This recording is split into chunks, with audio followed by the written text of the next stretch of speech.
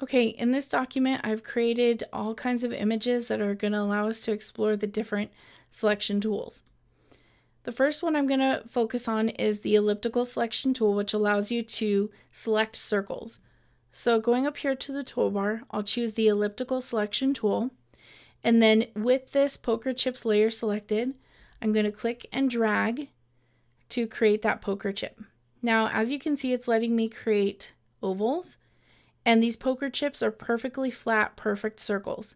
So I need to hold Shift as I'm dragging this out. I haven't released the mouse yet in order to constrain it to be a perfect circle. Now, as I'm dragging this out, it's dragging from the top left corner, so I can't really get it to sit right. So another thing you can do is hold Alt or Option, and that's going to spread from the center of wherever you first clicked. I'm still holding the mouse button, but I'm not holding the Alt or Option button. So what I really want to do is I want to reposition this selection. In order to do that, again, I'm holding the mouse button and holding the space bar and the Shift button. So the Shift again is making it so it's a perfect circle, and the space bar is allowing me to line up that perfect circle. When I'm done moving the whole selection, I'll let go of the space bar, but I'll still hold Shift and still hold the mouse button down. So now with that poker chip selected, and it's on this particular layer, just know that if you didn't do it quite right, you can do Select, Deselect, or Command or Control D. So I'm going to draw that one more time, so I'll hold Shift, now hold Spacebar, move it out, and I keep adjusting with the spacebar, and it's not quite a perfect circle, so maybe I'll let go of Shift and just try to draw it as best I can. Okay, so I'll let go of the mouse. There, my selection is active. Now, because I'm on the Polaroid layer, I can do Command or Control J, and what that's going to do is create one layer with just the black poker chip. So I'll come in here and name this black, turn back on the poker chip layer, click on the poker chips, and then select each one at a time. Again, I'm adjusting it using the space bar and sometimes holding the Shift down to get that perfect circle. Every time I've got the selection active, I'll hit again Command or Control J and then type red poker chip. So now these two poker chips are free floating. I can drag the red one around where I want it to go, click the black, stack it that way, and I can even add a solid color. Well, you probably can't see that, but I can click here and add a solid color layer and click whatever color I want. So let's just do that. That's terrible, but we're going to click and drag down, and there you go. So now you can see the benefit on this other one. You can see that it had the white background. So by selecting it out of the white background, now those poker chips are free form. I can also do Command or Control T on any of these poker chips. Like if I wanted it to get a little bit smaller the further away it moved from me, and I can adjust it holding Shift and then hit Enter or Return to accept that transformation. So once I do it to all 5 of these poker chips, I'll be able to lay them out and create any kind of design I want with those poker chips. So that's the basic of the elliptical marquee tool. Let's go ahead and look at the rectangular marquee tool. All right, so in this Polaroid layer, what I have is one layer with an image of a boy and his dog, and then I have a blank Polaroid image. What I want to have happen is I want to have the boy and his dog inside looking like it's a part of that Polaroid picture.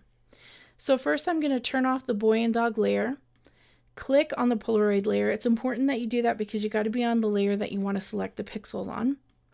Well, technically, again, that's not quite true.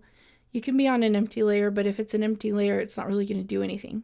So with the the rectangular marquee tool selected, I'll click and drag. And again, you can move the spacebar to sort of get it exactly the way you want it. Try not to get any white in there. All right, so once that's selected, don't do Command or Control J because that's only going to move this black part to its own layer, and that doesn't make sense for us. But now that we've used the black to create the original shape, we're going to turn on the dog and boy layer, click on the dog and boy layer, because if you're still on here, even though this one is on, and you hit Command or Control J, see how it still makes it a black square here? So I'm going to undo. And now, even though the selection isn't quite fitting their faces, don't worry about it. We're going to click again on that dog and boy layer.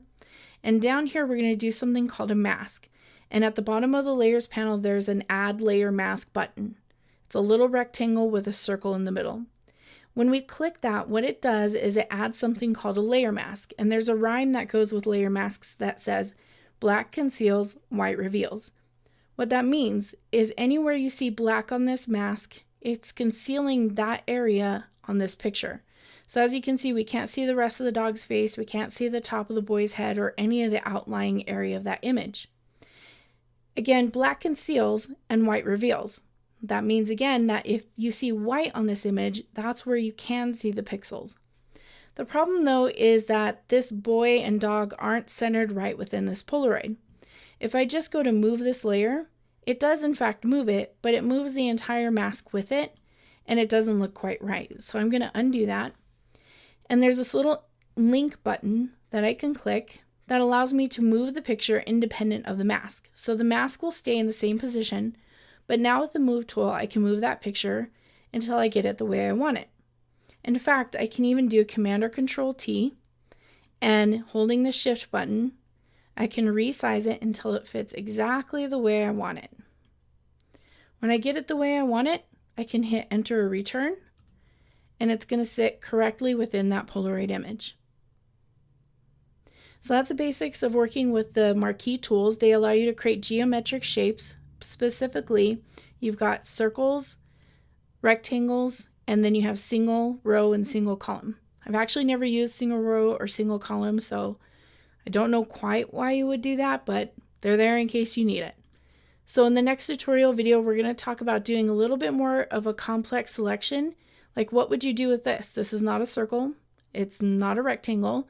So what would you do? Well, me personally, I would use something like the quick selection tool, but we're going to actually go over something called the lasso tools in this particular example.